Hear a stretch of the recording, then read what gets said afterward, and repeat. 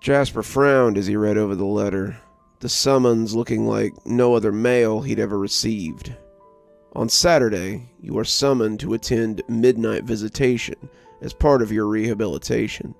Attendance is non-negotiable, and refusal will result in forced attendance, followed by time spent in solitary. Be ready by no later than 11. The Warden. Whoa, that's pretty cool, said Gavin, reading over his shoulder. Who do you know that would come all the way down here at midnight to see you? Jasper didn't know, and he told him as much. He was in here for killing the last person who'd given a crap about him, and he couldn't think of anyone who would make the trip in the daytime, let alone at night. His parents had disowned him after he'd killed her, and most of his family refused to have anything to do with him. Some of his cousins would still accept his letters, but few of them would bother to write back. Jasper was perplexed by the invitation, but by the sound of it, it wasn't much of an invitation anyway. Attendance seemed to be mandatory, and he was pretty sure that most of the guards on the compound would enjoy dragging him there in chains. The letter had come with their mail, and it was one of the few times the guard had called his name. The last year and a half had been difficult for Jasper, but he was getting used to making it on his own. He'd done it all his life, hadn't he? His mom and dad had been too busy with their own things to care about their middle child. Barbara was the smart one, Reggie was the athletic people person, and Jasper was the screw-up. His grades had never been too good, his achievements few and far between, and when Grace had come into the picture, his parents figured it was the best Jasper could do. Jasper had agreed with them. Grace had been everything from the moment she agreed to go steady with him.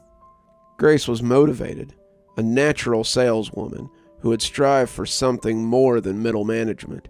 She had a successful business by the time she graduated college, and Jasper was happy to stay at home and keep the house. Jasper provided her with stability, someone to come home to who lacked the means to do any better. But he couldn't give her the one thing she wanted. That's why she left him. That's why he'd had to kill her. He couldn't stand to be apart from her, couldn't stand for her to be with somebody else. And now, he was stuck in Stragview for his lapse in judgment. That's what made the note so cryptic, and the longer he thought about it, the shorter the list of people who would come all the way here at night became. He did a little more than wait, he supposed. Jasper asked around about the midnight visitation, but no one seemed to know much about it. The younger guys all shook their heads, and the older guys clammed up when you asked about it. It was like a magic spell had been cast over the whole thing, and when you asked some of these guys, it seemed to sap the life right out of them before your eyes. Garth, one of the more gregarious murderers on Jasper's block, had looked downright scared when he'd asked him about the visitation. "I can't say nothing," Garth said, "and neither will you once you go. It's a secret that you keep after that. It's something that changes you, and you keep going back till it does." What changes you?" Jasper had asked, but Garth wouldn't say any more. "Get away from me. Get away before he thinks I told you." He left in a hurry then, their chess game only 4 moves in, and Jasper found he had more questions than before. He supposed that all would be answered on Saturday, and as the days passed, he found himself a little excited about the whole idea of the thing. When Saturday night arrived, Officer Gage found him in his bunk, his best uniform still looking ragged as he waited for whatever might come. Gage held out a pair of cuffs, telling Jasper that he'd have to cuff him before he left. Jasper nodded, putting his hands behind his back, but Gage told him it was in the front this time. Jasper shrugged. It was his show, and let him cuff him in the front. Some of the guys who were still awake made suggestive noises as he left, some of them telling him to enjoy his night visit, but the older guys were noticeably quiet. Gage led him to the visitation area, a little spot behind staff check-in, and when Jasper shook the cuffs at him, Gage told him to sit down and put his hands on the eye hook on the table. There were a few guys in here, some of them Jasper knew, but most he didn't. and they all seemed to be cuffed to the protruding hook in the center of the table. Jasper started to buck, but realized it wouldn't do any good. Whatever this was, they'd have him, one way or another. He set his hands on the table, and Gage pulled a lock out of his pocket. He secured Jasper to the spot before leaving him in an all-fired hurry. Whatever was about to happen, Gage clearly didn't want any part of it. Jasper glanced around the room, taking in the men that sat around him. There were about 12 in all of them shackled to the table, and they were all spaced so that at least 3 chairs separated them from one another. Most of them looked confused or unsure, but a couple of them looked like they knew what was coming, knew and weren't looking forward to it. One of them, a big bald bruiser named Dennis, had his head against the table as he cried nakedly between his elbows. Another, who Jasper didn't know, was praying in fast Spanish. A third, Jasper thought his name might be Conroy, was thrashing around as he pulled at his bonds. His eyes were roving like a scared horse, and he kept pulling at his cuffs until he heard a lock click near the back of the room. Then he went still, and Jasper thought he saw him listening for something. A pair of double metal doors at the back of the room burst open then, and Jasper saw a small group walk in, unattended by guards. 2 of them were children, a pair of twins who looked ghostly under the dim fluorescent. One was a dark woman who sat down in front of the man who prayed. The last was a tall, homely woman who took the seat across from a younger inmate that Jasper couldn't put a name to. The young man stiffened as she sat down, and the pair were close enough that Jasper could suddenly see the woman's problem wasn't her face, but rather what was on it. She had a crop of mold growing from ear to ear, and as it wove around her eyes, it made it look like she were wearing glasses. "Hello, Emmanuel," she said, her voice thick, but not unhappy to see him. "I see prison has suited you." "The hell is this?" Emmanuel said, trying to back away and failing as the chains caught him. "You ain't real. You look like my ma, but you ain't my ma." "Course I am, Em. How else would I know how you drowned me in the bathtub?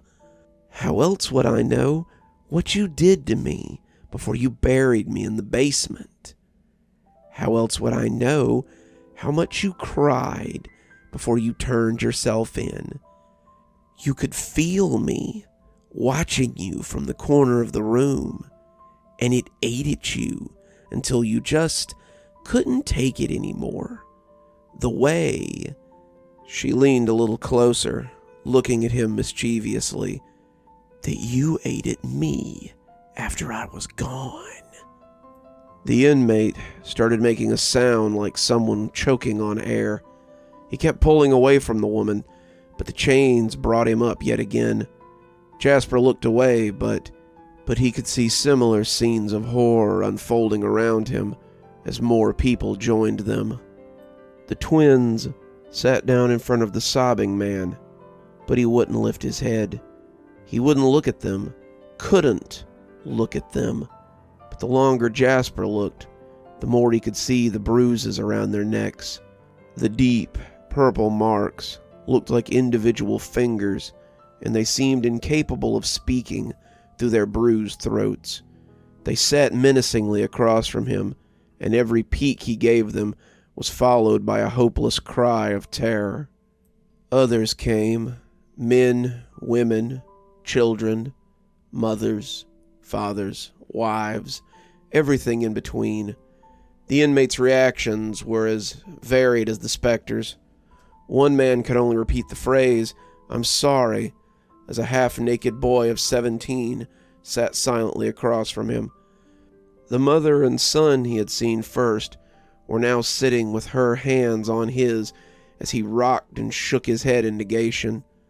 What could only be an older man's parents asked if he were proud of what he'd done to them, but he only sat silently and stared right through them. Jasper wondered when it would be his turn, but he didn't have long to ponder. "Sorry I'm late, dear. The commute was dreadful.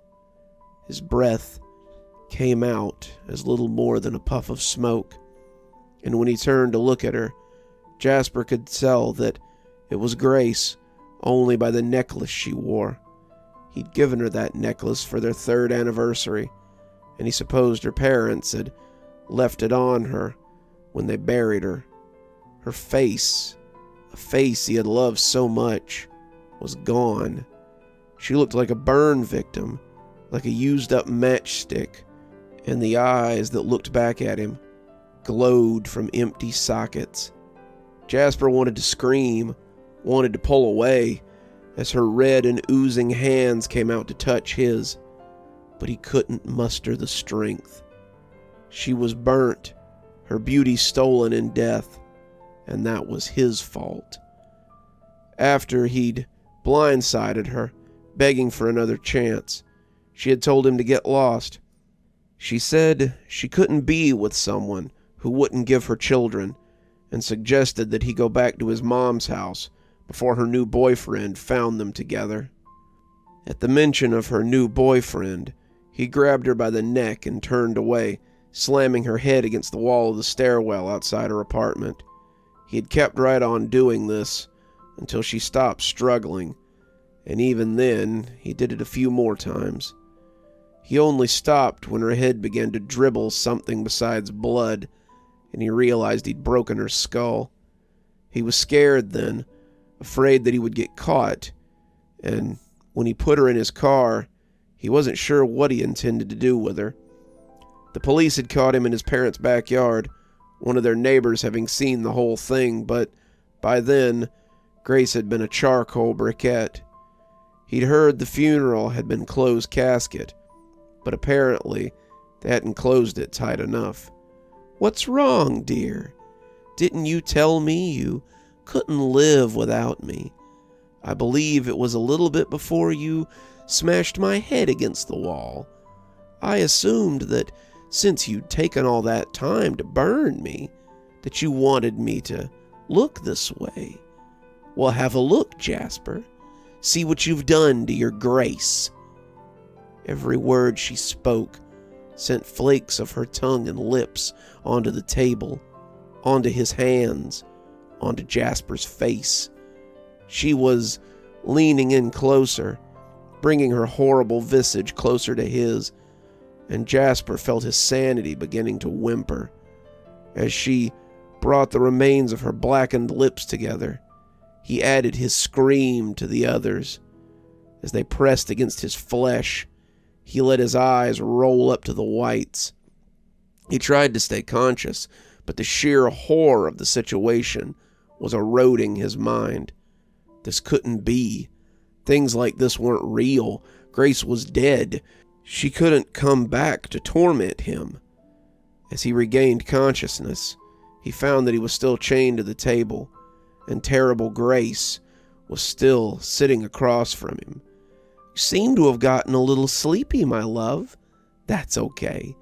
The warden was nice enough to extend visitation for the whole night, and I was more than happy to come see my best fella." Jasper screamed until his throat broke, and when Gage opened the door at 5 o'clock, all those present were silent as the grave. Gage led them away like a flock of lambs, easily correcting them when they tried to stumble out of line. He'd been doing this for a while, 2 or 3 years at least, and he learned not to question what went on behind that door. He heard begging, heard screaming, heard the mad laughter of the deranged. And at the end of the month, he found an extra $500 added to his check for every midnight visitation he conducted. His smile curdled when he remembered what the warden had said to him when he gave him the position.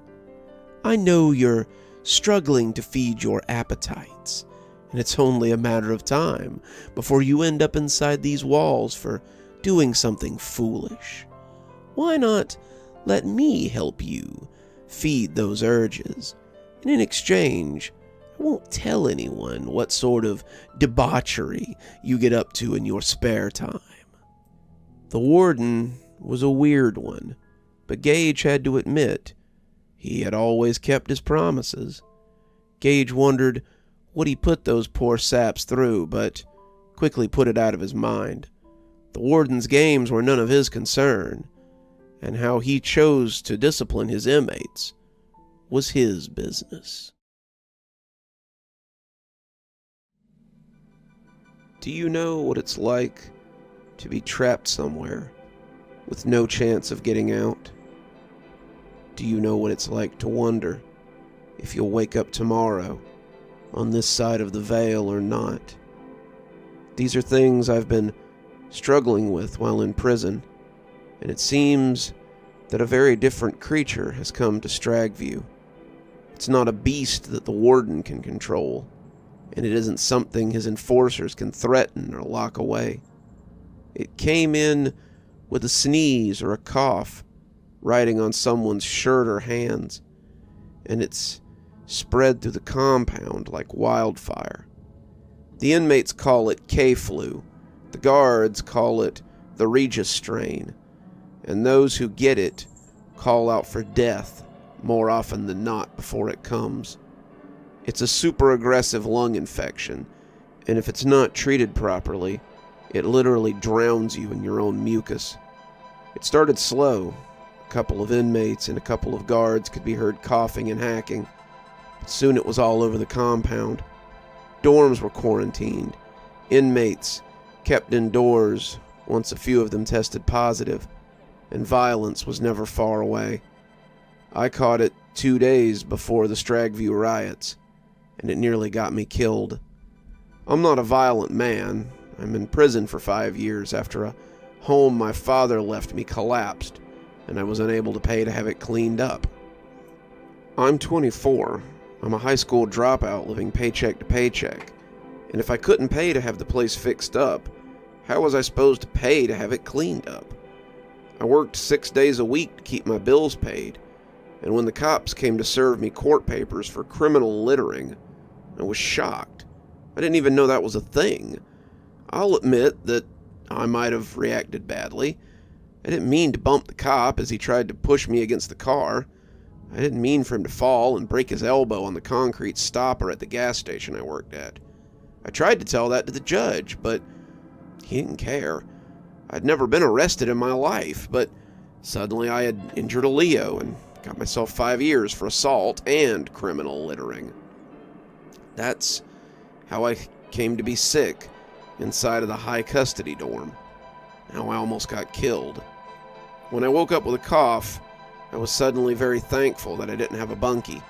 My old bunkie had been taken to the infirmary a week before, and I bet he was the one who gave it to me. I managed to hide it for a day, but as it got worse, someone must have noticed. I woke up on the second day to find inmates pushing me out of my bunk as they took my stuff and put it by the door. It was afternoon. I'd slept through dinner as the fever started getting high, and I must have been coughing because they discovered my sickness. They put me on the door, telling the officer that I had to go, and threatening to hurt me if I didn't get out. "We aren't getting sick because you want to hack up a lung. Shouldn't have been swapping slobber with your old bunkie. Get the hell out of here, kid, before we make you feel even worse." They were backing me into the door, pushing me en masse, when the door opened and I saw 3 officers coming in to see what was going on. One of them shoved me towards an officer at the back, and he put me in cuffs and took me to confinement. I didn't know why I was going to the box, but I knew it was better than where I was leaving. "Sir, listen, I think I might be really sick. I need some medicine or something. Please, help me." "There's a whole wing-in seg for guys like you so you can hack and cough together all night. Medical comes down all the time so you'll get all the care that you..." We both looked up as the siren started going off, and when the inmates in H-Storm started pouring out, he ran me to confinement and locked us behind the gate. Inmates were howling for blood. Some of them hit the tall chain-link gate, and I was pretty glad I was inside. Some of the orderlies were standing on the sidewalk, looking dumbstruck at the sight of so much chaos, and as the guards in G-Dorm came out to see, the officer who had brought me told them to back up because he had one more for quarantine. I was dragged down a little hall and tossed into a cell by myself. I asked him what was going on, but he just ran the door shut and opened the little flap, demanding I bring his cuffs back. I let him uncuff me, turning immediately to ask if a riot was going on, but he had closed the flap and ran off to help or hide or whatever he meant to do. I was left in the cell with no clue of what to expect, and no company, except for the hacking and screaming of those around me. The first night was the worst. I lay on the cold steel and listened to the sounds of the riot as it went on outside my window. They couldn't get past the barbed wire fence that surrounded segregation, so they took their frustration out in other ways. I smelled smoke a few times.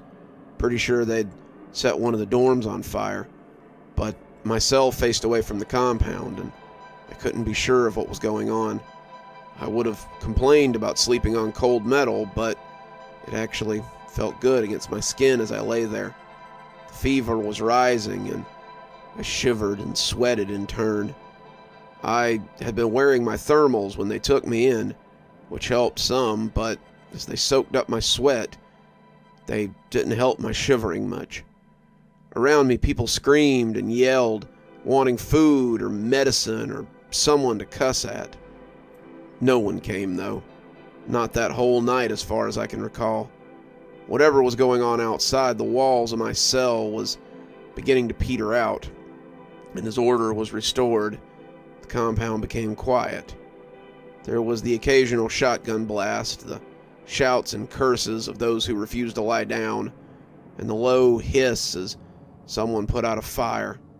I dragged myself to the sink once or twice, the toilet too, and at some point I fell asleep. I woke up to a guard banging on the door to tell me that lunch was there. Saw a brown paper bag on the floor of my cell and guessed that breakfast had come while I was asleep. Another bag joined it on the ground, but as I tried to sit up, my head spun. My mouth was full of cotton and my cheeks were hot to the touch. My cough sounded wet and felt thick in my throat. My breath was coming out ragged. I was much sicker than I had been the day before, and I tried to ask the officer when medical was coming around. He just closed the flap and moved on. I drank some water, my throat grateful for the moisture, but the food in the bag held nothing for me. I had no appetite, no desire to eat at all, and I went back to lying on my steel frame. I slept till night and then lay in the dark as I tried to get back to sleep. I was reeling in my own skin, feeling the heat baking off of me, and as I looked at the bottom of the bunk that hung above me, I started to see the lines there performing a play just for me. The various numbers and gang signs and names and other things that countless inmates had scratched there moved across the beige plains. They were like animals. They hunted each other, lived with each other, banded together, and as they went about their lives, all I could do was watch. I lay there, splayed out and panting, as the little play became my whole world. It all zoomed in, hyperfixating itself upon me, as I silently drank it in like manna. When someone called my name, I turned my head groggily, and realized that a pair of eyes were looking at me through the flap. "Quincy? Roger Quincy?" she asked, sounding annoyed. That was me. I realized it was me, but I could have no more gotten up to see what she wanted than I could have told her the date and time. "Has he been like this the whole time?" she asked someone I couldn't see. "Pretty much. He came in right before the riot the night before." "Well, if he doesn't want his meds, I don't have time to worry with him." The flap shut, and they went on to the next cell. It didn't mean anything to me then, but thinking back on it now, it's odd to hear yourself spoken of like you don't matter or you can't manage for yourself. It was like being a child and hearing your parents talk about what was best for you, though somehow worse because you know that these individuals don't have your best interest at heart. You're meat to them, pure and simple, and I realize now that they wouldn't do much until I was dead or unresponsive. I was trapped, at their mercy, and as the door to the quad slammed shut, I went back to watching the pictures on the ceiling dance and play.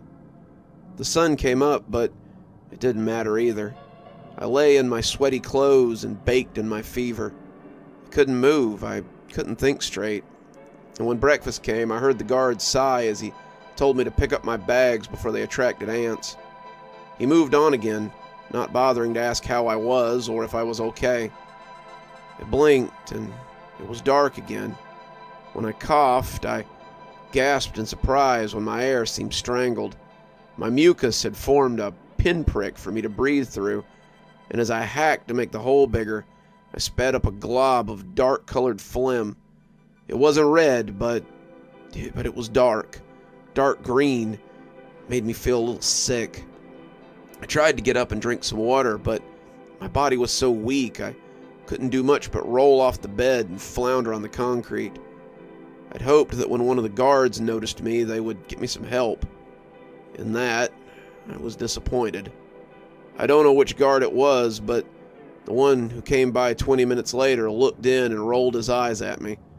I was halfway between the bed and the toilet, dragging myself forward with each painful pull, and when I heard him breathe out in exasperation, I looked up. We made eye contact for a few seconds, mine pleading with his unimpressed gaze, but he shook his head before walking on. He likely saw dozens of other inmates in the same state, some undoubtedly playing it up so they could get attention, or move to medical, or something as simple as a cold or hot shower. But at that moment, all I needed was for him to be a human being, and he failed me. I lay there on the ground, still dragging myself along like a dog, until I got to the sink. From the concrete floor, it looked as tall as Everest. But there was another option. My eyes began to leak as I looked at it, seeing the bowl of the steel toilet, but I could no more pull myself up to the sink than I could have pulled myself onto the top bunk. I did manage to flush it first, and the water inside was cold and not as gross as I would have thought. I splashed some onto my face, sucking it out of my mustache as it dripped into my mouth, and I lay back panting as my fever raged. The water hadn't done much to cool my fever, and I scooped a few more handfuls onto my face when I was able. It seemed to evaporate on my skin, and I could tell it was high by the way my vision swam. I had to be running at least 101, more like 102, and as I leaned against the wall, I felt myself time travel. I would blink and lose hours, watching the sun slide down one side of the cell to the other. That's why it took me so long to remember the man I saw leave segregation. It all had the dreamy feeling of something unreal, and when I heard the snap of the stretcher being opened, I pulled myself up to the window by sheer curiosity. Out in the block, the guards were wheeling a man out on a stretcher. He was lying in a strangely gauzy blanket, and I saw the nurse take his temperature and check his vitals. One of them took the stethoscope away and shook her head, the other zipping him into the bag and wheeling him away. I can't actually be sure this happened. It could have just been a fever dream, but I remember it with an oddly crystalline clarity that leads me to believe the memory was real. Morning meds never came, but when someone called my name later, I jerked awake and realized it was afternoon. There was another sack lunch on the floor, and ants were making a trail to it. Guess the guard had been right on that one. The flap was down, and the nurse was shaking a cup of pills for evening meds. I stuck my hand up so I wouldn't miss it, but the nurse did not spill them into my hand. "Where's your drink?" I looked at her, the words sounding like the reverb on a speaker, as I tried to make sense of them. "Your water. You need water to take your pills. Get your water." I looked at the sink, finding I had some strength left in my legs as I tried to put them under me. I shook like an old man, my balance tentative, and as I shuffled for the sink, the nurse spat at me to hurry up. When I got to the sink, I stood there for a few minutes, trying to figure out what was missing. Then it hit me. I don't have a cup," I half whispered. "Shut the flap," she yelled. "I don't have time for this nonsense." The flap was shut, and I was left standing at the sink until my shaking legs finally brought me down to the toilet. I started to cry. I was going to burn up in here. Was this where I would take my final breath? I took the opportunity to splash some cold water on my face, soaking my hair and shirt, which helped some. I was wet, but it was colder, and I started to shiver as I pulled the blanket off my bed and slept sitting on the toilet. When I woke up, I heard the faint sound of a different nurse as she passed out pills in the early morning. I had a minute to get ready, and I meant to be ready. I looked around for something to use as a cup, my eyes settling on a sweaty carton of milk that sat beside the door. I had missed the evening meal, it seemed, and the milk inside was warm and likely no good to drink. I dumped it out with shaky hands and filled it with water from the sink. After washing it a few times, I was just filling it again when the flap came down, and a pair of eyes peeked in. "Quincy?" she asked, and I shook my milk carton as I held out my hand. "Glad to see you're feeling a little stronger," she said, though she didn't sound glad. She pressed a few pills into my hand and closed the flap, her cart rumbling on as I lifted them to my mouth. I didn't even ask what they were. I swallowed them with some water from the milk carton, gagging as they stuck in my dry throat. I worried I was going to choke on them for a minute, filling the carton again as I drank more. The carton gave the water a mealy taste, but it was cold, and I was glad to have fresh water as opposed to toilet water. I leaned back then, waiting for the pills to do their work, and watched the wall as a play was put on for my amusement. The chips and nicks, the graffiti and pictures, they all became stars, constellations that danced and dipped just for me. They wove through a celestial byplay, telling the stories of their birth, their life, and their eventual death. I was spellbound by it all. I sat with my scratchy prison blanket pulled around me, like a homeless drunk, too gone to know he's watching nothing but air. When breakfast came, I forced myself to eat a little of it, and as the sun rose beyond the plexiglass, I passed out and time traveled again. I woke up as someone called my name for lunch, reached out so they didn't simply drop the tray on the ground, and found I had a little appetite. I ate a little food before falling asleep again. I woke up in the afternoon for meds, ate dinner, found I was a little stronger. Someone noticed I didn't have a mat and brought me one. Someone offered me a shower, and I took it. The hot water felt good as I stood underneath it, and I realized that I wasn't as unsteady as I had been. I went back to sleep when I was put back in my cell, and woke up when the nurse called my name so I could get my morning meds. Much like the constellations, I danced my own dance, and one day I woke up and realized I felt normal again. Whatever I had been afflicted with had passed, and I was deemed well enough to leave quarantine. I was given a shave and a haircut, and when they sat me down in the chair in the barber shop, I wondered who that hobo was in the mirror. My hair and beard had grown long while I was in the box, and I wondered how long I'd been in there. The compound looked different than when I'd gone in, but still much the same. Buildings had been repaired, the grass had regrown, and I guessed that I'd spent a few weeks in segregation. While I sat, they decided that I might be better suited to an open bay dorm, and I was placed in E-dorm. That was the end of my time in quarantine. It wasn't years and years spent beyond the door, but sometimes I can still remember that odd time of my life. I could have easily died back there without anyone being the wiser, like the man I remember them wheeling out in a bag. But I didn't. I survived somehow, and now I'm afraid I will lose that time. Though painful, that's why I'm writing it down. I want to remember how I was treated, the way I was looked at if I was a subhuman. So I remember not to treat others that way. I'll be released soon, God willing, and I never want to find myself in a place like this again.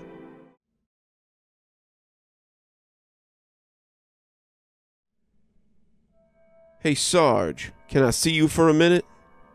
I'd taken half a step towards the cell when Officer Marshall stuck a meaty paw out to stop me. "Don't engage him. It's best to just ignore that one." I nodded, feeling a little bad for just blowing the guy off as we got back to counting inmates. It was my first day in confinement, and I wanted to make a good impression on the guys I'd be spending a lot of time with in the near future. Corrections was not a job I'd ever seen myself doing, but after college, I didn't have as many prospects as I'd thought I would. I could go work at the diner, I could go work at the hardware store, I could go work as a laborer at one of the local farms, or I could pick up and move somewhere with better job prospects. I wasn't really opposed to leaving Kashmir. It was a small town without a lot going for it, but I wasn't in a place where I could afford to leave at the moment. I started looking for jobs in other cities, and that's when I stumbled across a posting for Stragview. After looking at the pay range, I started making a plan. With the sign-on bonus and pay grade, I could work here for the next 2 to 3 years and have enough money saved up to move myself across the state, set myself up in a job that actually interested me. What's more, the security certification I got from training would look good in my portfolio and maybe open up my prospects with employers. So I signed up, took the 90-day training certification, and started my 2-year tour at Stragview Penitentiary. After a few shifts of coming into work on time and not being a totally worthless human being, my captain asked if I wanted to try my hand at confinement. He said he had a lot of brutes and manhandlers, but not a lot of people willing to have a conversation with an inmate. Maybe talk them out of some dumb stuff. His last one had apparently gone home and murdered his whole family before winding up here for execution, and he mostly had brutes back there after that. You and Marshall can good cop, bad cop these guys a little, and maybe I won't have to fill out so much use of force paperwork on some dumbass from G-Dorm. I'd agreed, and here I was, in the show, as they called it. We finished counting the 3 quads, and when we got back to the station, the grizzled old sergeant went for a smoke. "Keep an eye on 2, he mumbled, patting Marshall on the arm as he left. I'd taken a seat in one of the ancient old chairs they kept there, Marshall sitting behind the bank of cameras that made up our new surveillance post, before he turned to look at me. He steepled his fingers, trying to choose his words very carefully, and I immediately got a little nervous. I had been told that Marshall was a little ornery, a little hard to get along with, but he seemed fine to me. The 2 of us had talked about strategy games and fantasy novels. Marshall was a big Salvatore fan, as big as I was, and when we'd called count, he'd gone out to the floor like we'd done it 1,000 times before. "I'm only going to say this once, but I want you to listen. I'm not trying to tell you your business. I'm not trying to scare you, but I don't want you to get hurt. The inmate in G101 is best avoided at all costs." I nodded, but internally I breathed a sigh of relief. He was just talking about the guy I'd started to talk to. Guy was probably a lifer or someone who liked to mess with the new guys. I'd seen a story in training about downing the duck, and I figured it was in the same vein as that. Once he talked to you, you were probably hooked, and eventually he'd reel you in. That's inmate, I tried to remember his name, but Marshall beat me to it. James Tiberius Babacus. He spoke the name like an incantation against evil. He's been a resident of G1 for the last 1.5 years, and for the last 1 year and 2 months, I've tried to get him sent elsewhere. The man's a menace, a manipulator. He will waste your time at any given opportunity. It's best to just leave him be. Don't speak to him. Don't acknowledge him. "What about showers?" I asked, not sure that we could ignore him and still give him the things he was supposed to have. "He doesn't get them. We open his flap, and only if he moves to the back of the cell. A towel and a bar of soap go in. He bird baths, or he smells. He has only himself to smell good for, anyway."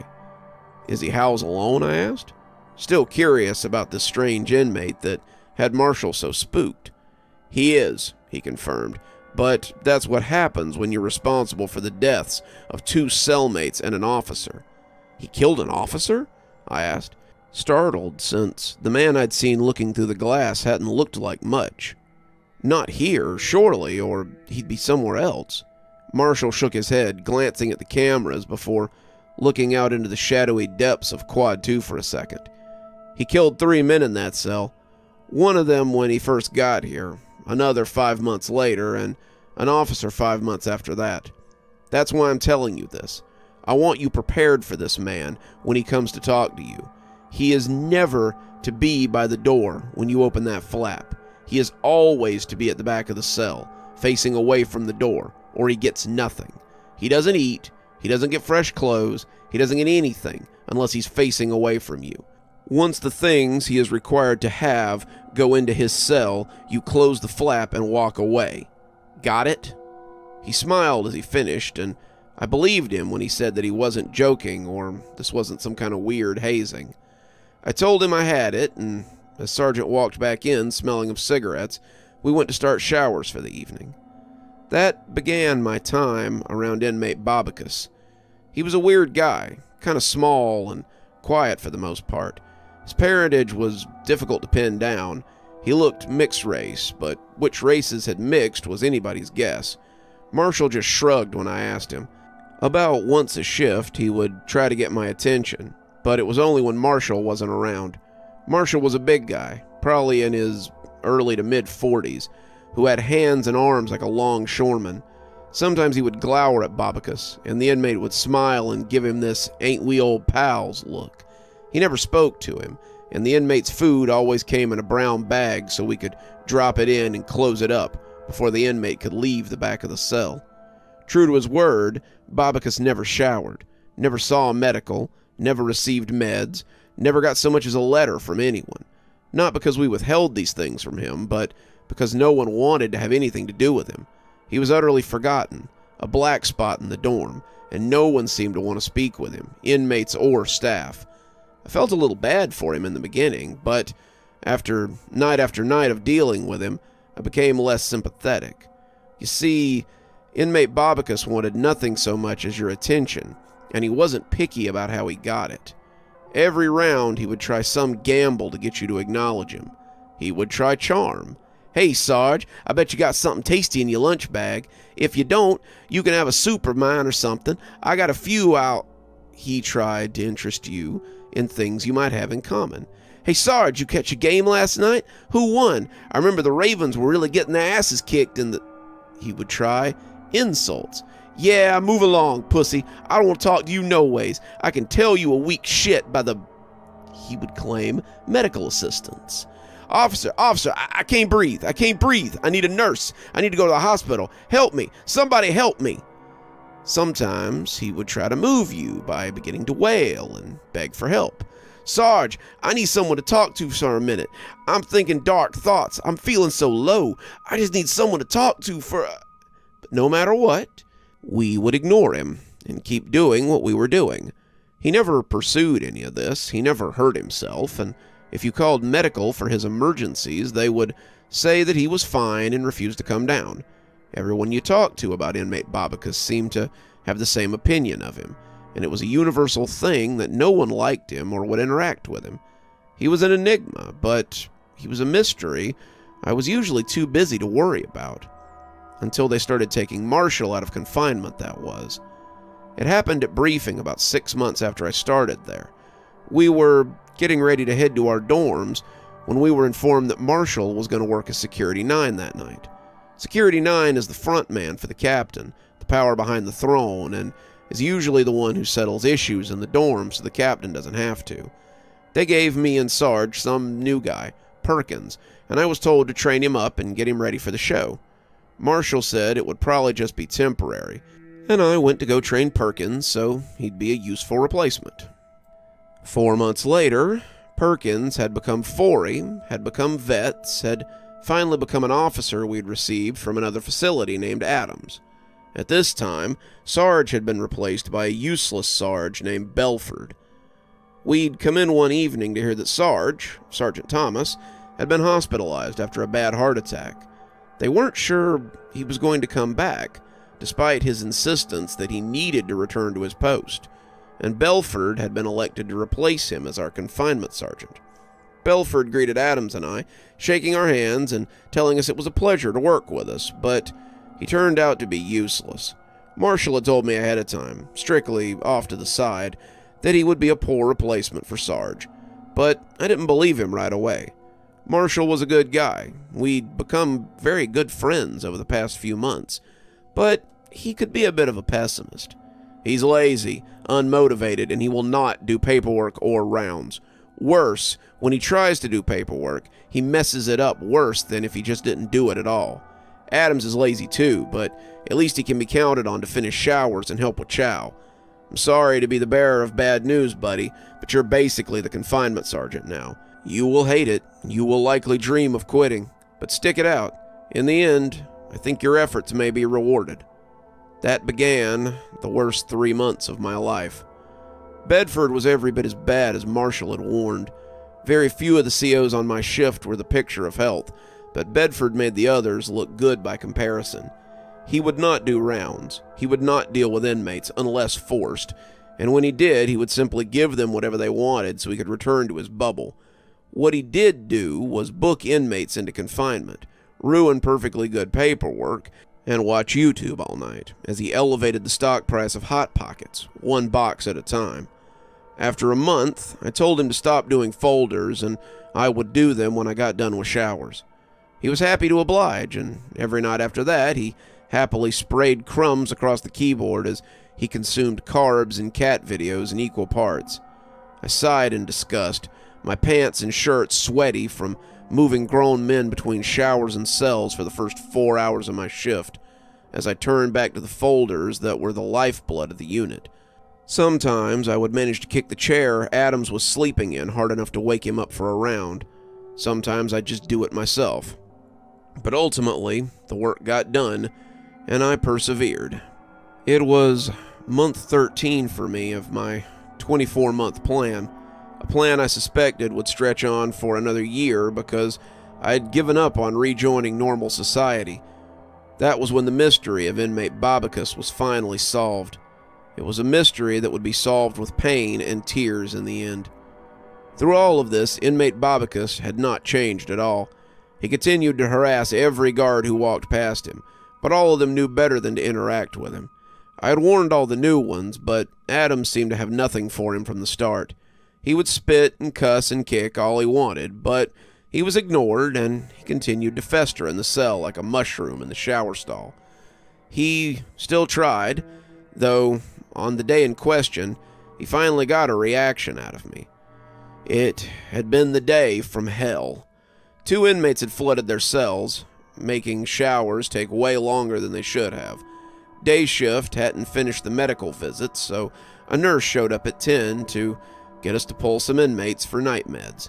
The night shift that had been here the night before, D shift, had messed up the folders by entrusting them to a new bubble officer, so I spent most of the night fixing them. I had to do incident reports for the 2 inmates who flooded, since we had to use force on them to get them to stop, and when round time came at 4, I still wasn't halfway through the folders. I looked over to Adams, but realized he was already gone. A glance through the window showed me he was out on the floor with the nurse doing morning med pass, and they were still in quad 4, which meant they had just started. I looked at Bedford, the big lummox pounding the desk as a cat did something stupid while a person voiced it over, and shook my head as I went to do a round. I started in 1, and that was when it happened. You see, on top of all that, inmate Babacus had tried to bother me every time I went past his cell that night. He had exhausted all gambits and taken to insulting me more than anything. I was a pussy. I was a cracker. I was a homophobic slur that I won't use here. I performed sex acts with various members of my own species and other species, and on and on and on and on. I had ground my teeth every time I heard his voice, until I was pretty sure that my left bottom molar was about to crack. But I'd be lying if I said that was all it was. Babacus had been repeating this process every night for as long as I could remember, and by now it was like a constant ice floe eroding a stone. My patience, my mental health, my will to live, it was all in tatters, and I was worried that someday I might hurt him, more than I was worried about him hurting me. It's hard to explain, but after a while, the darkness starts creeping up on you, and all the hopelessness and negativity turns you into the very thing you hate. No matter how much you fight it, eventually it gets its claws in you. And that night, it got me. I was coming around his cell when a small voice snapped the minor threads of my sanity like piano wire. "Sarge, can I talk to you for a minute?" When his voice hit me, I lost it. "What, Bobicus?" I shouted, turning my full attention to the cell door for the first time. "What the hell do you want?" It was dark, but I could see his eyes as he peeked at me through the thin sheet of plexiglass. When he smiled, his teeth looked very white in the dark space, but I was too lost to rage to care. He had wanted my attention. Well, now he had it. "I just wanted to know what your plans were for after work." I opened my mouth to tell him it was none of his damn business what I meant to do. But instead, I told him the truth. And as the anger drained out of me in slow spurts, I felt a sense of intense malaise wash over me. I'm gonna sleep until it's time to come back to work again. I might stop for some food, too. "That's good. Man, when I was on the outside, I used to love to make weird stuff with gas station food. I'd go buy ramen noodles and canned cheese and He just kept talking, kept laying out his recipe for something that sounded terrible, but I couldn't turn away. I found myself getting closer to the door, stepping right up next to stare at the grate as I listened, and as he went on, I could smell his rancid breath through the little holes. I tried to pull against it. I didn't want to waste my time with him, but the longer I listened, the more I was drawn in. "You got any coffee up there, Sarge? I bet you drink it with cream and sugar. My mom and I used to sit on the back porch and drink coffee and watch the sun come up. She was the only person who ever actually talked with me. Everyone else just ignores me or they die, but Mom always seemed to enjoy hearing me talk. I guess she died too, but not because of nothing I did. She was just old, and one day she says, 'James, I won't be around forever, so you better—'" My teeth chattered a little, my legs shaking as I stood listening to his story. What was happening to me? I felt pulled towards the grate, his words drawing me in, and the longer I listened, the weaker I felt. Someone was saying something over the radio, but anything not coming out of this man's mouth was tuned down to background noise. I felt like I might be getting sleepy, like I might be getting ready to pass out. But Bobicus was only getting started. The longer he talked, the more sturdy his voice became. The more I listened, the less weak he sounded, the more he sounded like he was growing. How tall was the man? He hadn't appeared very large, but the more he spoke, the more it seemed like his voice was rising up the door frame. "When she died, I just didn't know what to do with myself, Sarge. I was so sad, I had started making my own way. I was like a child by myself, and all I knew was talking. I started talking to people, telling my story, and then they just kept dying. At first it was weird, just watching them shrivel up the longer they listened, but pretty soon I figured out it was me doing it. I was taking something from them, something I had never been able to take before. You see, when I was a kid, I was real shy. I only really talked to my mom and clammed up otherwise. I remember once a teacher tried to get me to talk in front of the class, but The words fell from his mouth like diarrhea, and the phrase had never been more apt to me. He was rambling, spewing his words like a fire hose, and the longer I listened, the weaker I felt. This was how he killed people, I thought, as his rambling went on and on. He talked them to death and stole their life. Pretty soon, he'll do the same to me, I thought, and I tried to break away so that I could get out of the vacuum. I pushed with all my might, trying to snap out of my trance, but I was in too deep. I could hear someone yelling, hear inmates kicking and screaming, but I was powerless to do anything but sit there and listen to this fool babble. When someone hit me in a football tackle, I gasped in pain as my hip impacted the stairs. I broke my hip in 3 places, and it likely saved my life. Marshall had hit me around the waist, and when he stood up, he started shouting at the quad for all of them to shut up. He very carefully avoided speaking to Babacus, but I could see him give Marshall the same knowing grin that he had fixed on him before. Marshall called medical down, and I was loaded onto an ambulance and taken to Kashmir Medical Center. It's all kind of a blur after the EMTs gave me a shot of something, but when I came back to myself, I was in a crisp, clean hospital room, with Marshall sitting across from me in an oversized chair, the ones they always leave for guests. "Good. I was afraid I was too late," he said, breathing a sigh of relief. "Too late?" I asked, and I almost flinched at how brittle my voice sounded. "Belford called to tell me that you needed assistance in G. Stat, but the stupid fool didn't bother to give any details.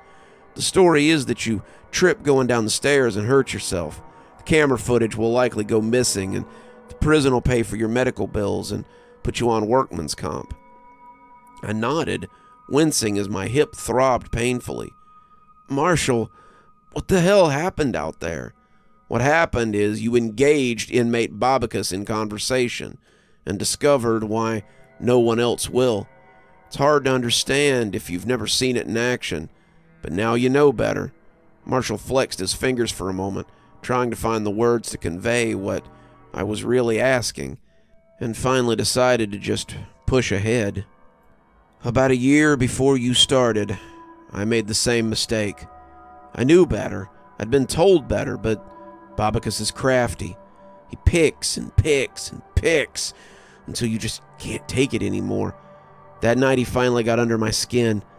I had an inmate in the quad kicking his door and threatening to hurt himself, and the captain we had made Belford look like a super cop. He refused to come down and deal with it, telling us to handle it, and Babacus happened to be his neighbor. I'd answered him honestly, thinking it was the guy in the cell that I'd been dealing with, and before I knew it, he had me. I stood there and listened to his nonsense, feeling my energy get sapped away as he talked. He had me for about 3 minutes before Sarge noticed what was happening. My fellow floor officer was at the captain's office. He was useless and was out flirting with the girl who did all the paperwork for our useless captain, and Sarge popped the emergency keys and ran to save me. He dragged me off the floor and pulled me back to the station, but the damage was done. Marshall looked at me then, really looked at me, and I saw pain behind his eyes as he asked his next question. "How old do you think I am?" I shook my head. "I don't know. 40? 43 tops." He smiled, but there was no joy behind it. "I'll be 25 this year. I'm only 3 years younger than you. This is what Babacus does to you. He sucks the life out of you to feed his own sick needs, but not anymore. The warden says he's going somewhere special, somewhere he can't ever do this again. We can rest easy, knowing you'll be the last. At least I hope so." He left after that, saying he had to get some sleep before work tonight. I look at myself now and understand what Marshall meant. I've aged 10 years in a matter of minutes, and I wonder if the change is purely to my appearance. Did he take those years from me? How did he manage to do this with only words? Did the warden know that this was something he was capable of? It seems as if he must have, but then why would he give him the opportunity to do it again? The longer I sit here contemplating it, the more I question what other monsters might lay within Stragview, and whether I want to go back there and face them a second time.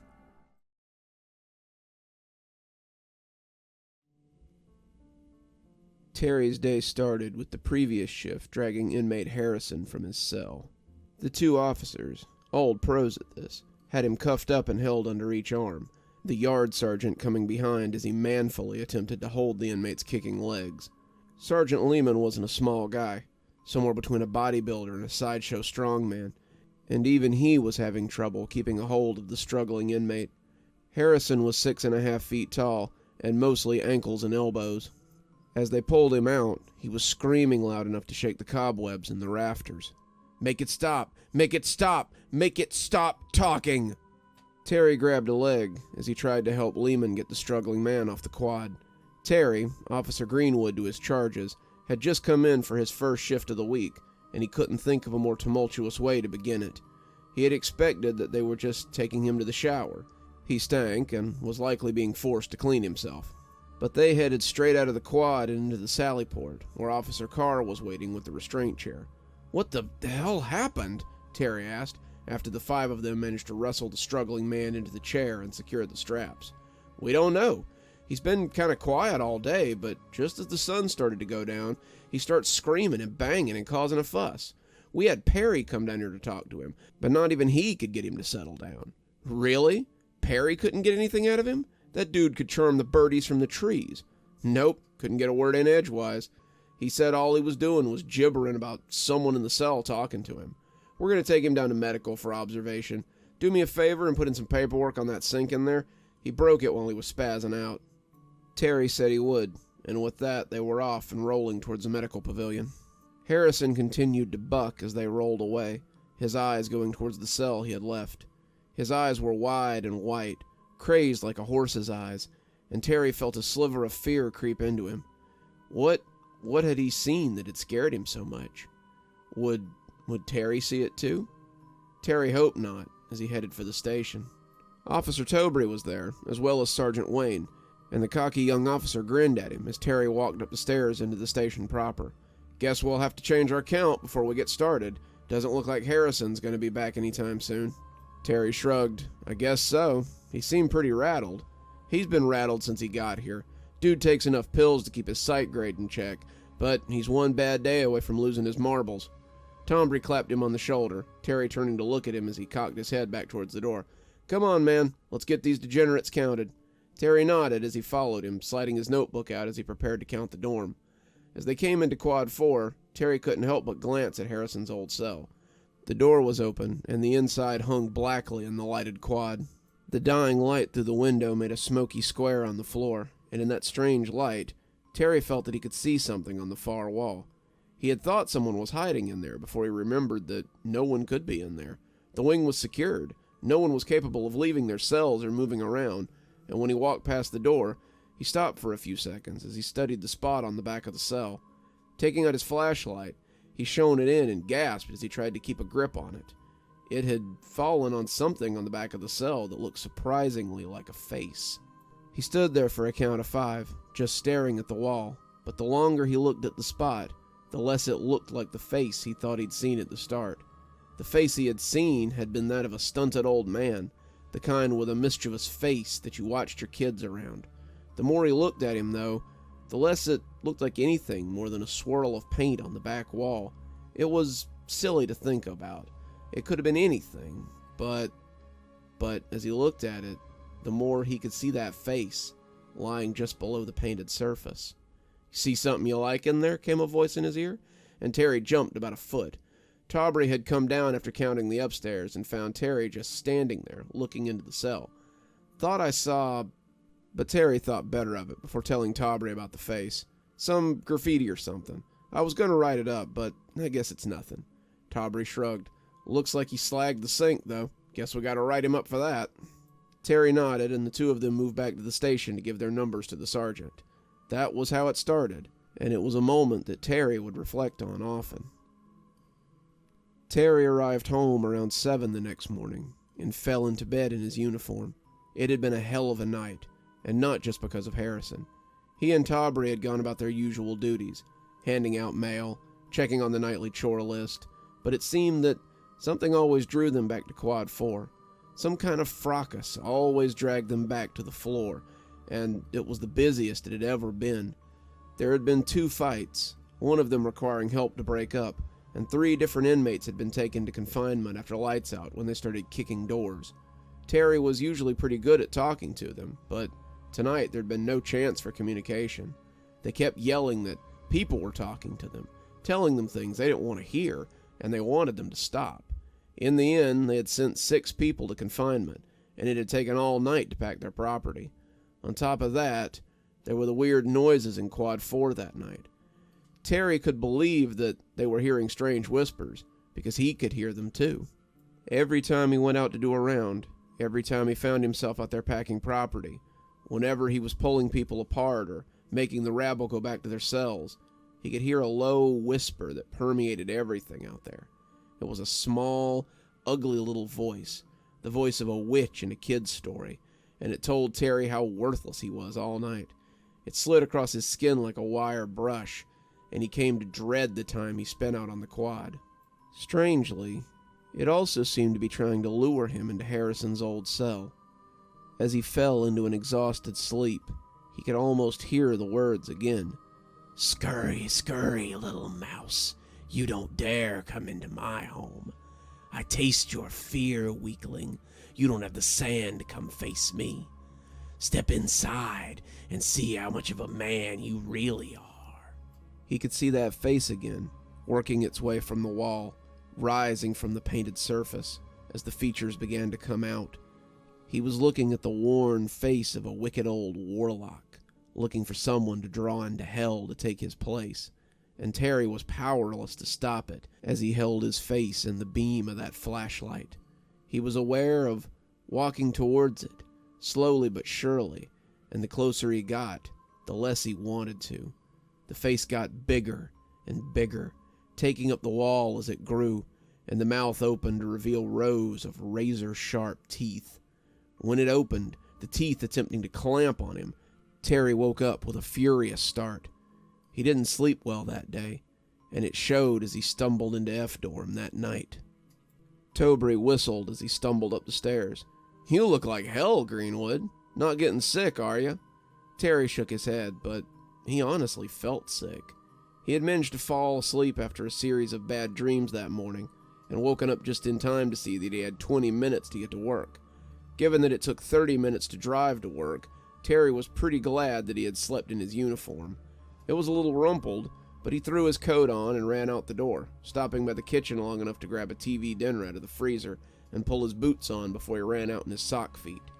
He had been about 5 minutes late, speeding the whole way there, and his captain had thankfully been understanding.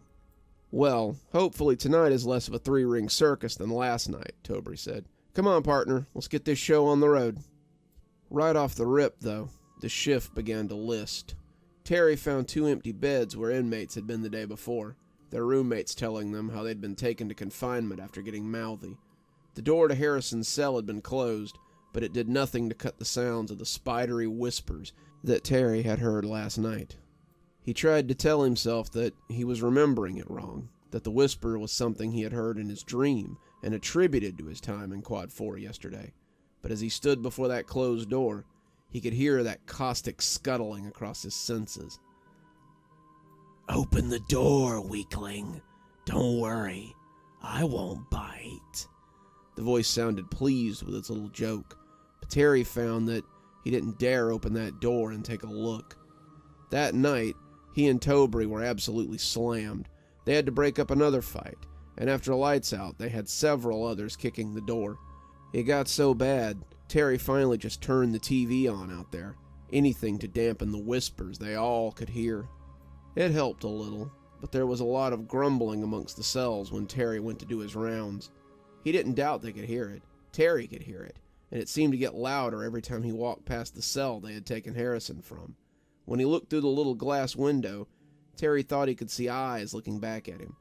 They reflected like a dog's eyes, red and sparkling in the light of his flashlight, but the wall was still flat and featureless.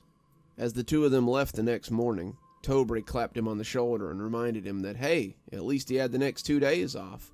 We can rest up for the long weekend to come, and hopefully it won't be as bad as these 2 we've just had. Terry hoped so, but as he fell into bed again, the dream was waiting for him. It was the same thing as the day before. He was alone in the quad, the cells empty and their doors open and gaping. The lights seemed to buzz darker in their cages tonight, and the face snickered as it pushed its way through the wall. The wrinkles on its skin made it look like a carved wooden thing, but its eyes glowed with mirth.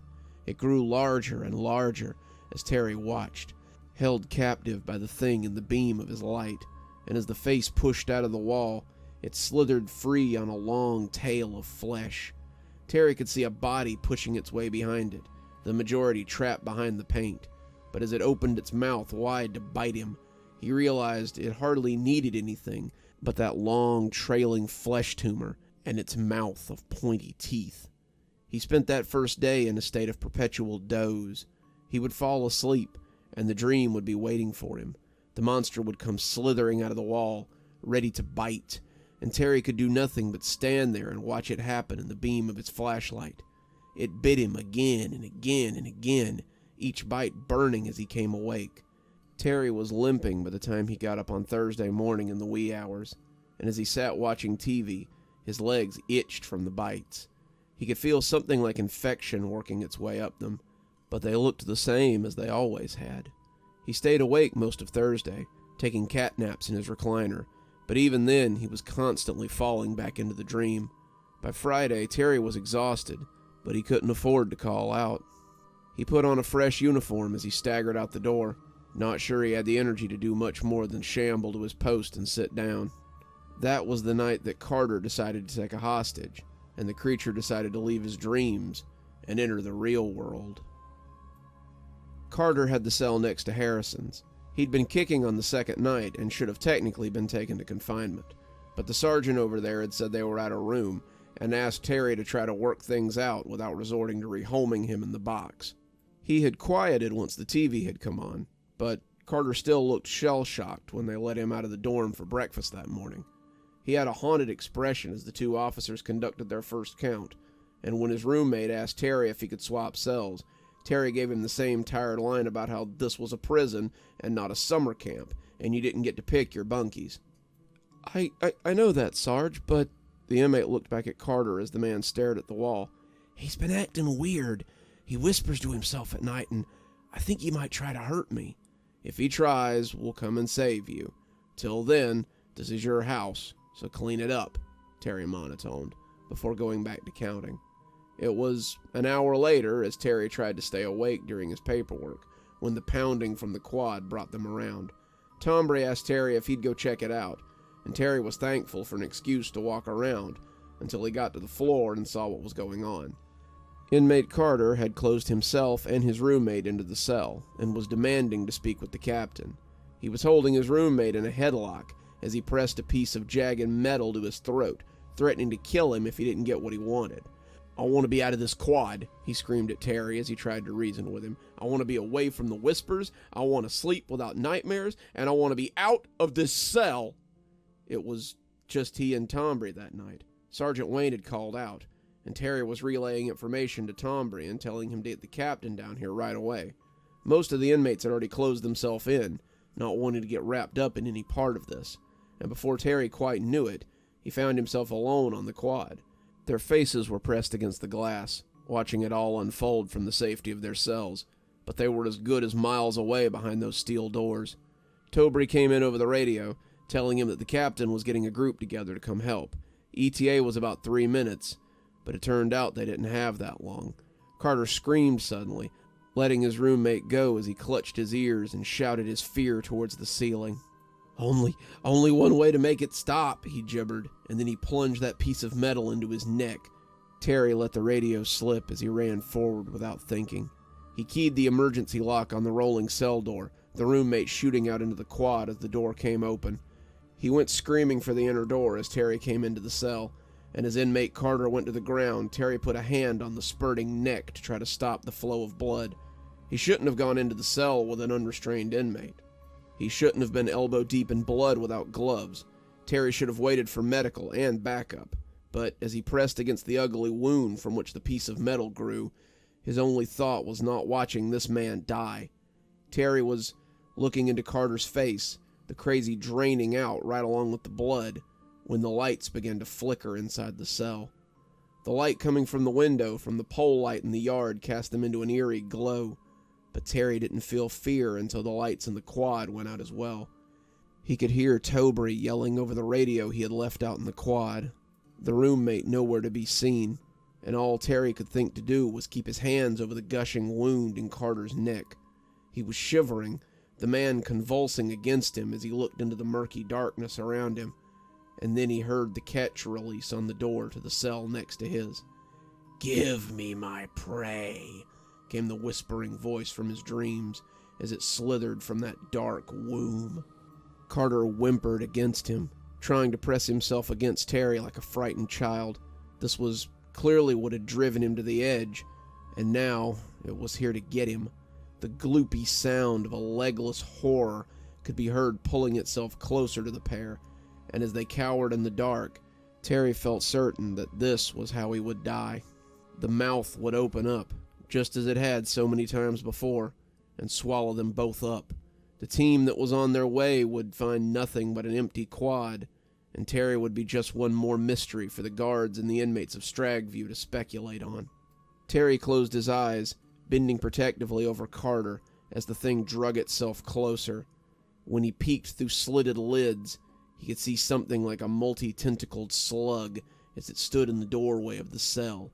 "Give him to me," it screeched, but as the lights came back on, Terry was momentarily blinded by the sudden intrusion. Something hit him in the chest then, and as he fell across the inmate, he heard boots slapping on concrete. Then there were people screaming his name. Carter was jerked away from him as strong hands helped him up, and Terry was being led out of the quad as people spoke to him in voices that sounded alien. He was aware of being in the station, the captain shaking him as he asked him what had happened. He was aware of being in the captain's office next, several people standing far too close as they discussed what was wrong with him. His life happened in little jumps and bumps, and finally, he was in one of the back rooms in medical, staring off into nothing as he tried to stop himself from falling apart. Someone had put a blanket around him, and he was sitting in a stark white room on a bed they usually save for patients in need of care. He thought he was alone, but when someone cleared their throat, he realized that the warden was sitting near the counter, a file folder in his hand and a Cheshire Cat smile on his face. "Well, it seems you've finally come back to us, Officer Greenwood." Terry stared at him, uncomprehending, but seeming to have discovered his voice. What in the hell was that? The warden steepled his fingers, seeming to contemplate the answer. 20 years ago, there was an inmate named Frost. Frost was a bad man, who liked to do bad things to children. He was serving a very long sentence, but someone decided to shorten it for him. They slammed his head against that wall so hard, you could see his face in the wall for a while afterwards. We painted over it a few times, and it finally started to fade. After a little, we started putting people in that cell again, but something happened. We started seeing an increase in crazed inmates. They complained about voices, whispers, seeing things after lights out, and it drove more than one of them insane. After a while, we found a few of them dead, either by their own hands or something else's.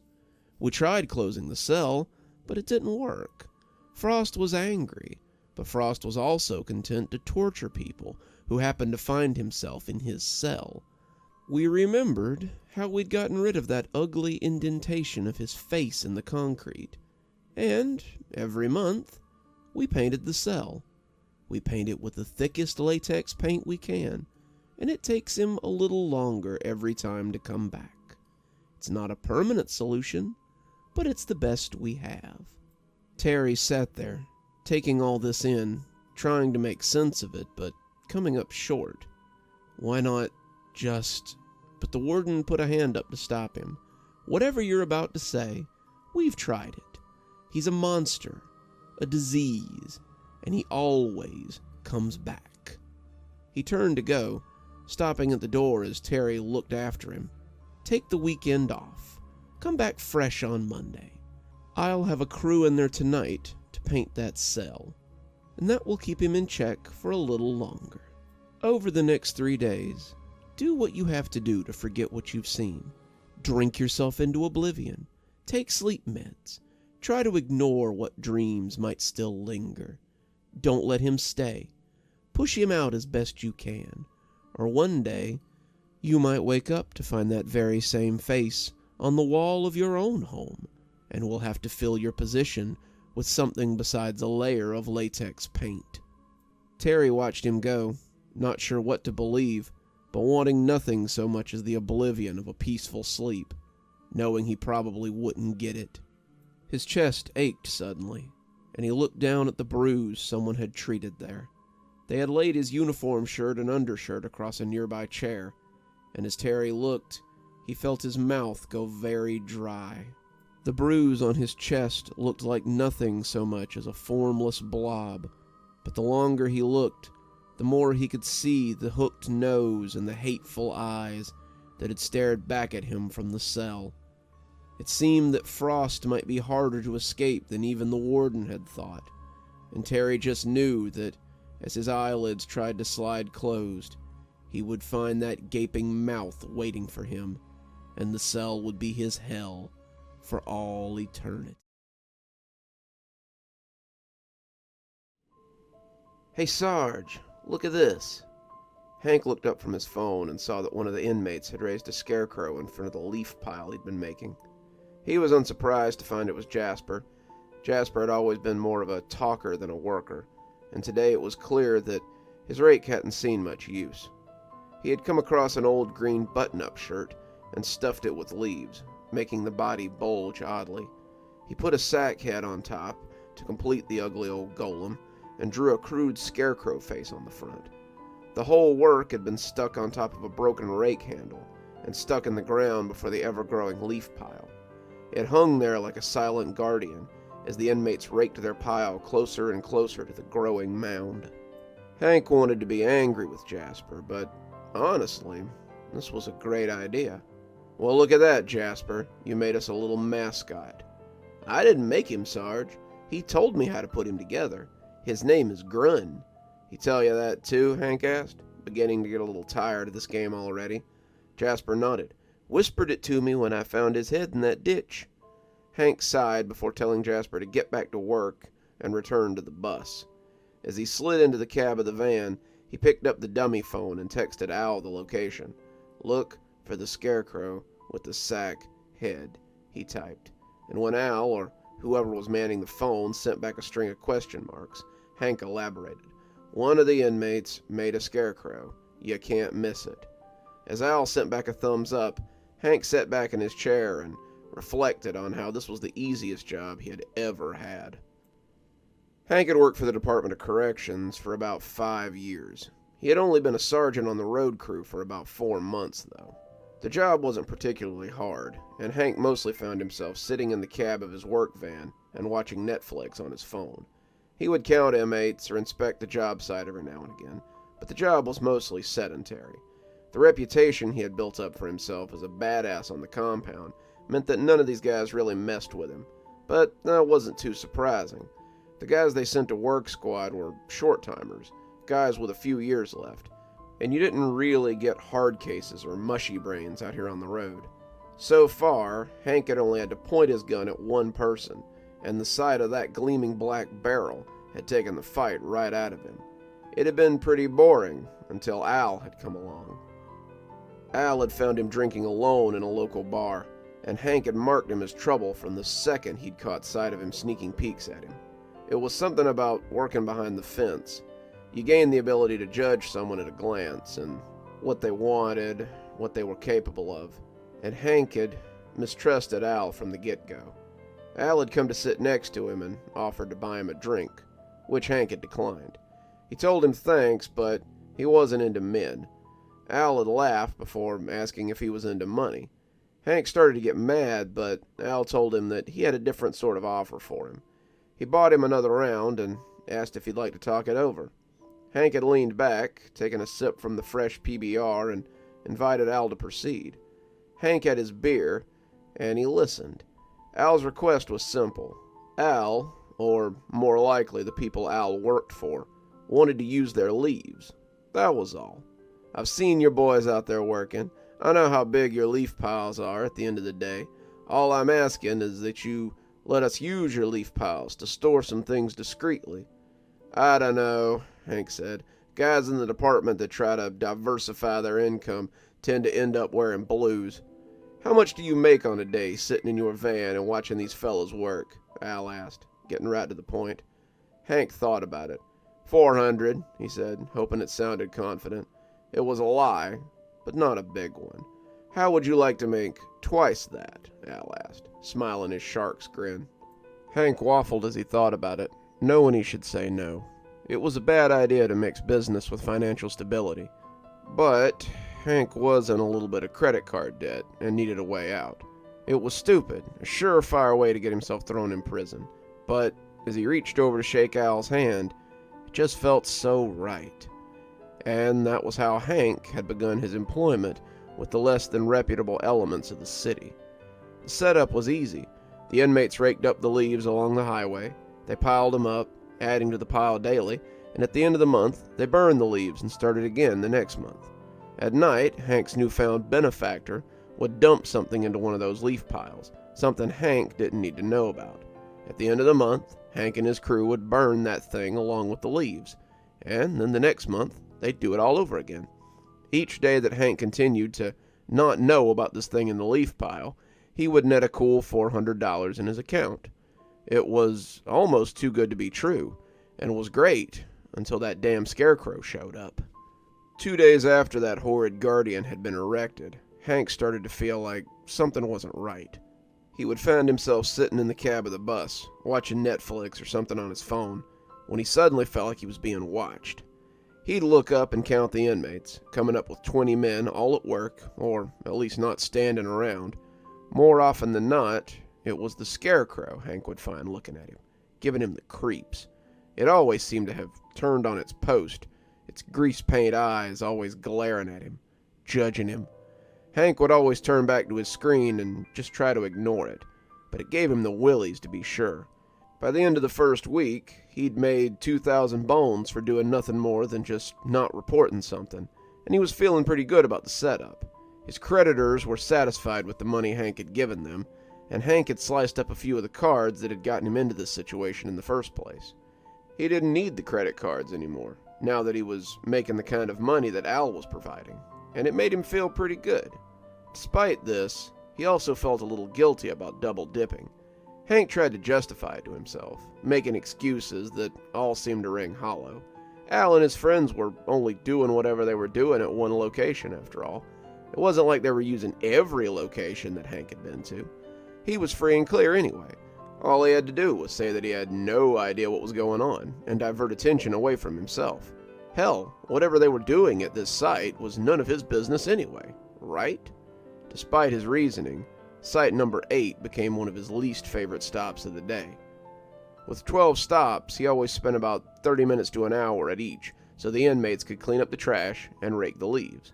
From 6 a.m. to 4 p.m. each day, Hank and the guys went from site to site, doing the same thing they did every day. The guys had been doing this long enough that most of them could have the site cleaned in about 20 minutes. But Site 8 was becoming the exception to the rule. Site 8 became a daily chore that Hank wished he could skip. If Hank had been superstitious, he'd have said the site was haunted. It had always taken about 15 to 20 minutes to clean this site in the past, but now it was taking right up to an hour every day, and it seemed to correlate with Jasper making that damn scarecrow. As the inmates worked, Hank saw many of them cast sidelong looks at the thing. On more than one occasion, he saw them stop what they were doing entirely and just look at the scarecrow with rising levels of anger.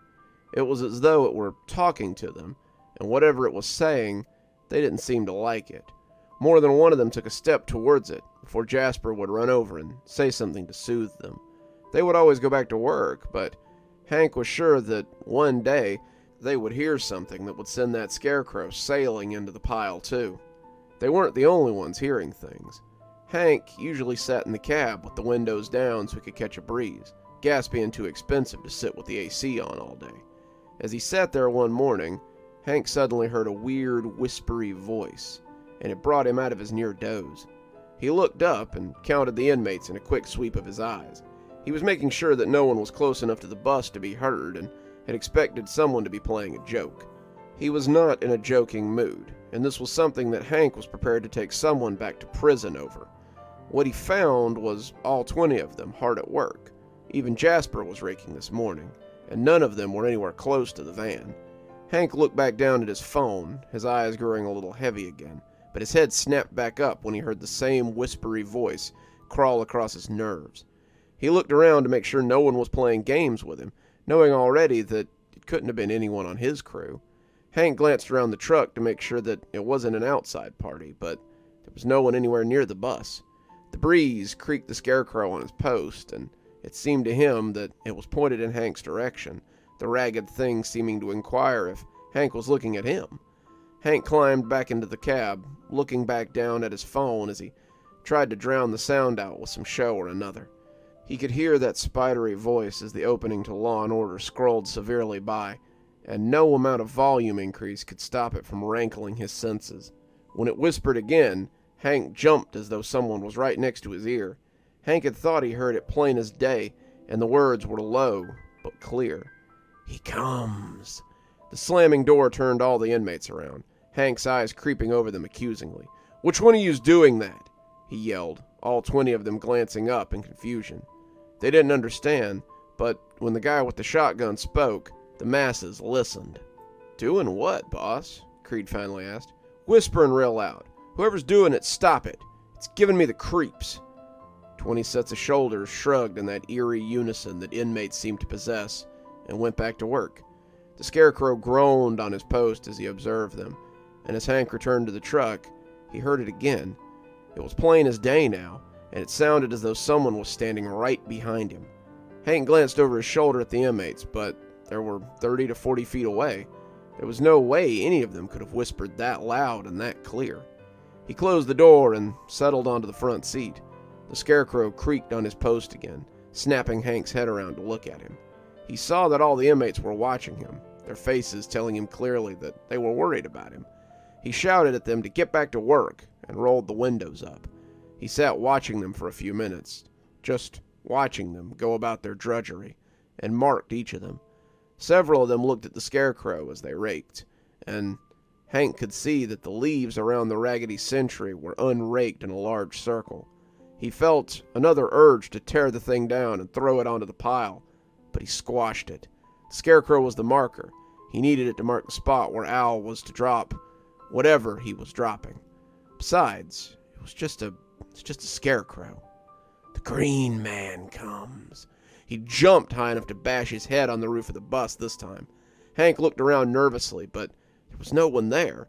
The radio hadn't made a sound all day, and that whispering had been close enough that it might have been coming from lips pressed right against his ear. He rolled down the window and told them to get in the bus because they were moving on. The inmates ran over quickly, looking relieved as they threw their tools in the back and climbed in behind the mesh wire that separated the front of the bus from the back. Hank put the van in drive, and they rolled to the next site, leaving the scarecrow behind with his leaf pile. Hank was never happier to leave a stretch of road behind, and the clamor from the back made him think that he wasn't alone. Hank may have left him, but the scarecrow didn't seem to be done with him that day. That was the first night he started having the dreams about Site 8. Hank dreamed that he was at the roadside, just him at the site. The light of the moon shone full and pale over him, seeming to leave him in that green guardian in the spotlight. The piles of leaves loomed up 20 times as big as they had before, and the scarecrow stood before it like a grinning sentry. The pile moved and stirred as something slid beneath the leaves, and Hank could see little humps sliding along the dense foliage. All at once, the pile burst into flames, and from within came the screams of the damned. The humps beneath churned wildly about as the flames licked at the massive mound of dead leaves. The scarecrow turned on its pole to face him, a wide tear beginning to rip across its mouth. It was as though something was clawing to be free, and it seemed as violent as the creature in the leaf pile. The scarecrow danced on its pole as its arms waved and flapped in the phantom wind. As the fire backlit the scarecrow, his mouth came open, and he spread that dark pit that was fit only for terrible things. "He comes! He comes! The Green Man seeks his sacrifice!" the scarecrow screamed at him. Hank shuffled back a step, seeking escape, when his foot caught on something. He fell hard on his backside as the flames danced higher. Hank could hear the screams take on a tortured, cat-like wail as the flames sent the shadows up behind the pyre. The shadow was monstrous. Its head was a mass of antlers. From the shadowy face, its eyes burned, and its voice rose. Its voice was that of the Headless Horseman when it spoke to Ichabod, the voice of the wolf when it spoke to Little Red Riding Hood, the voice Faust heard just before he was drawn into hell. "I come," it bellowed, and Hank awoke in a cold sweat with the covers constricting him. "Aren't you going to go back to see the Scarecrow?" Jasper asked. Hank ignored him as he drove on to Site 9. He avoided Site 8 for the next 3 days. The inmates didn't seem to mind, all except for Jasper. He would press his face against the window, leaving smudges on the glass as he followed the lonesome Scarecrow with his sad eyes. Every day, he would ask if they were going to Site number 8, and every day Hank would ignore him. The money kept being deposited, despite Hank not going there. The leaves gathered and the trash collected, but no one seemed to notice but Hank. The dreams persisted, though, and Hank was beginning to sleep less and less. He had hoped that maybe avoiding the site would help him kick the dreams, but it seemed to make them worse. Every night, he would dream about that screaming Scarecrow, and every night he would see that horrid monster as it stood behind the fire. Hank had hoped that, after a week of not going to the site, the dreams would finally cease, but it seemed that fate had other ideas. After 5 days, someone noticed his lack of attention. Hank suspected that Jasper had written a grievance about it so that he could take care of that damned Scarecrow, but it could have just as easily been a phone call from a concerned citizen. Hank got an email from his boss telling him that Site 8 hadn't been visited in several days, and if he wouldn't go back to it, he would find someone who would. It was 2 weeks from burning day, so it wasn't as though Hank could put it off either. The phone call from Al, however, was far less pleasant. Hank had been keeping the little phone charged, just in case, and when it rang one night, he nearly jumped out of his skin. He was so used to it being silent that when it finally did ring, it was like the family dog talking.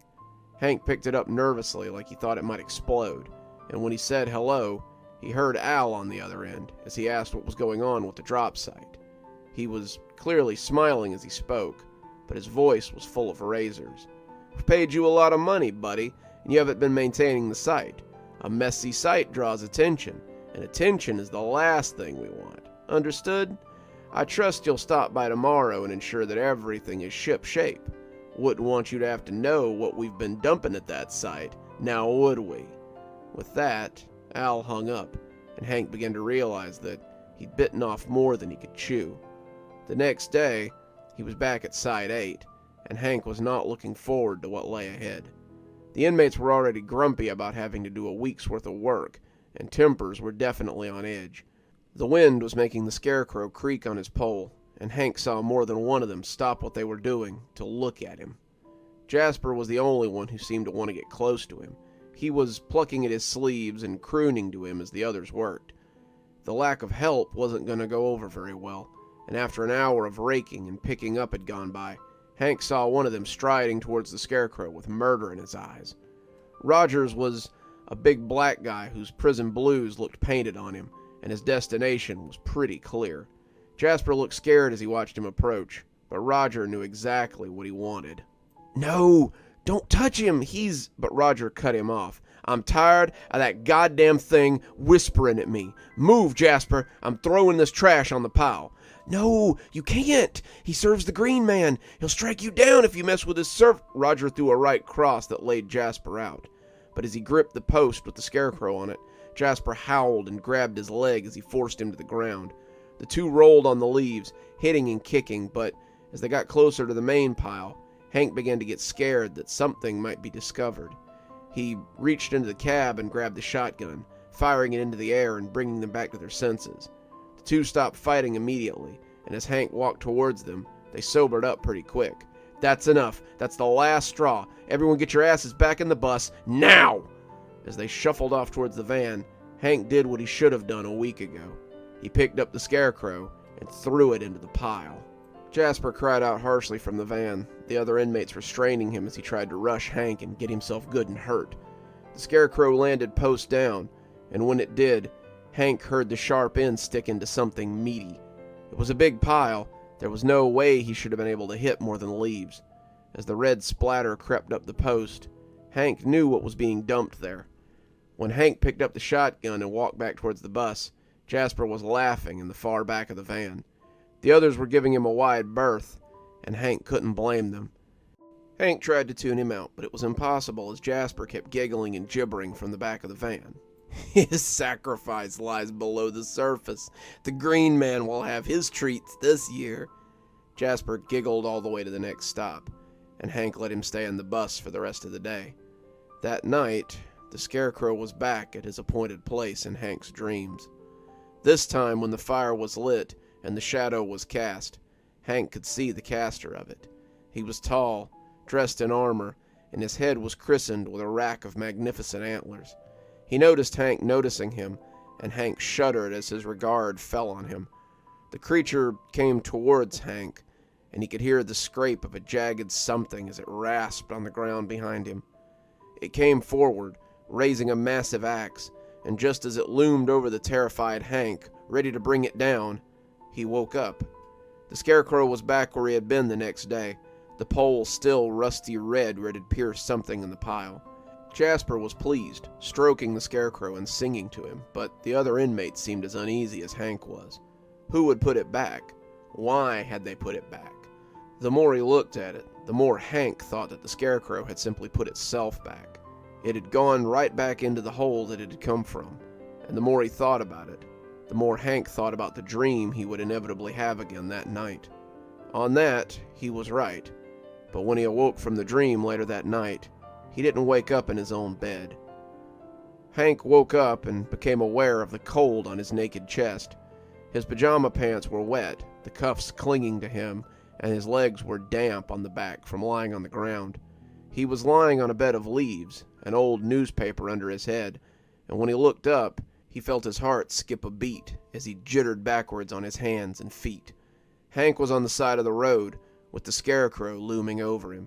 He half expected the pile to catch fire and the horned thing to loom over him once again, but when no such combustion occurred, Hank walked home in a daze.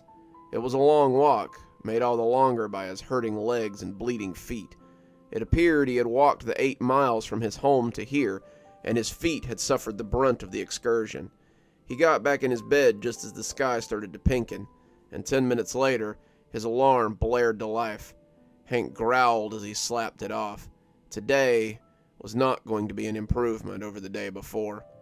Hank was a zombie at work, and he caught himself napping in the driver's seat more than once. Roger commented that he looked like crap when he'd driven up to pick them up this morning, and Hank said that with the black eye he was sporting, he must be an expert. Hank didn't notice till they got to the first stop of the day that Jasper wasn't there, and when he asked Roger where he was, the big man scoffed. He went crazy last night in the dorm and they locked his ass in confinement. Serves him right. He's been acting crazy ever since they found that damn rag man. Hank nodded, knowing the feeling all too well. He'd been feeling pretty crazy since that Scarecrow had been found too, and Hank had a feeling that his craziness wouldn't be so easily cooled as Jasper's. He woke up underneath the Scarecrow again that night. There was something in his hand this time, and when he looked down, Hank realized that it was a box of matches. They were the big ones from the kitchen, the ones with the fat heads and the long stems. He lit one and watched the way the flames danced against the Scarecrow's fabric. Hank wondered what it would be like to light him on fire, just spark him up and watch him burn. And the want was almost too strong to bear. Instead, he just slipped the matches into his pocket, blew out the lit one, and started his long walk home.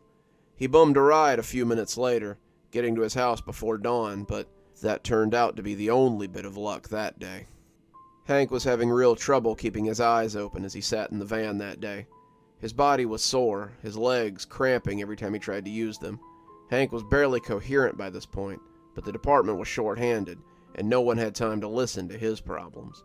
It wasn't as though he had the kind of job you could just take a day off from, and unless Hank wanted to find himself demoted, he would have to be at his post. The saving grace was that tomorrow was Saturday, and the work squad didn't convene on Saturday. Hank would have the next 2 days off, and he could hopefully get some rest before hitting it hard again Monday. He was snoring half an hour later when the sounds of raised voices brought him around. Roger was face to face with another inmate. Hank thought his name might be Harrow, and the two had a large group gathered around them. Harrow was yelling about Roger not helping, and Roger was yelling about Harrow being an idiot and how he'd picked up half the trash while Harrow was raking leaves. Hank could see a powder keg getting ready to burst as the Scarecrow looked on in smiling approval, and he climbed out of the bus as he tried to de-escalate the situation. He could have brought the shotgun with him, but he still held out hope that he could stop this before it got out of control. That hope was dashed when the brawl broke out. Men with rakes, men with sticks, and men with nothing but their fists started pummeling each other. Hank was still at the edge of the conflict when it erupted, and he backpedaled like a frightened cat as he ran to the bus to get his radio. He called it in, letting them know that he was safe but the inmates were engaged in a riot. Help was immediately dispatched to his location, but immediate wasn't quite quick enough. Hank watched a rake slap across someone's face and sent a wash of blood over the burlap sack that was the Scarecrow's head. He saw Roger bash another inmate, not even the one he had started an argument with, across the face with a chunk of deadfall, and they fell in the dirt with blood leaking out of their ears. 2 more were kicking a third to death until a 4th came and slapped one across the back with a rake, leaving a long line of scratches down it. It was hard to look everywhere at once, and as the melee went on, Hank saw the Scarecrow dancing gleefully on his pole. The blood splattered on the ground seemed to please him. Maybe it pleased the Green Man, too, and when the cars finally got there, more than 8 of his men were on the ground and wounded. There were local cops, highway patrol, some of them, and they shouted and waved their guns around until all of them got on the ground and submitted to restraints. When it was all said and done, Hank found himself on probation. It was a wonder he wasn't fired outright, the major told him, and he'd be lucky to go back to work squad at all. "You're slipping. You've been slipping for the past few weeks. Go home and get some rest or something. We'll discuss the terms of your probation tomorrow." Every inmate on his crew was sent to confinement pending discipline, and if Hank was ever allowed to run work squad again, he'd need some new faces. These things had seemed important while they were happening, but they hardly seemed to matter now. As Hank stood on the side of the road in his pajama pants, the can of gasoline in one hand and the book of matches in the other, he realized that nothing would ever matter again. Hank barely remembered the trip. One minute he was stepping out of the shower and slipping on his pajamas. The next, he was in the garage grabbing a can of gas. Hank had a vague memory of walking up the side of the highway as cars droned by, their drivers likely thinking he was crazy. He guessed he must really look nuts, walking up the highway instead of climbing into bed, but Hank had finally given up on what he wanted and decided to give the Scarecrow what it wanted. Hank splashed the gasoline around a little before finally just throwing the can into the pile of leaves. It wasn't as big as it was in his dream, but it was pretty big. Nothing moved below the surface, but Hank thought he could see some weird shapes under the pile as he struck the match and looked into its dancing flames. It was so pretty, so warm, and if Hank looked deep enough, he could almost see someone other than this green man that haunted his dreams and filled his days. He dropped the match, and the gas took flame effortlessly. The whole pile burned cheerily, and when the can erupted suddenly and explosively, the whole mess went up in a huge conflagration. Hank lit his beacon. He could smell his feast cooking. As Hank watched the flames, they seemed to beckon him forward. Hank shivered as the autumn wind glided over his skin. He was cold, but he thought it would be warm in the flames. As the Scarecrow burned happily, his face melting as the flames devoured him, Hank thought he might go find out what that lovely green guardian had discovered in the flames. Hank took a shaky step towards the pyre, preparing to be warm eternally.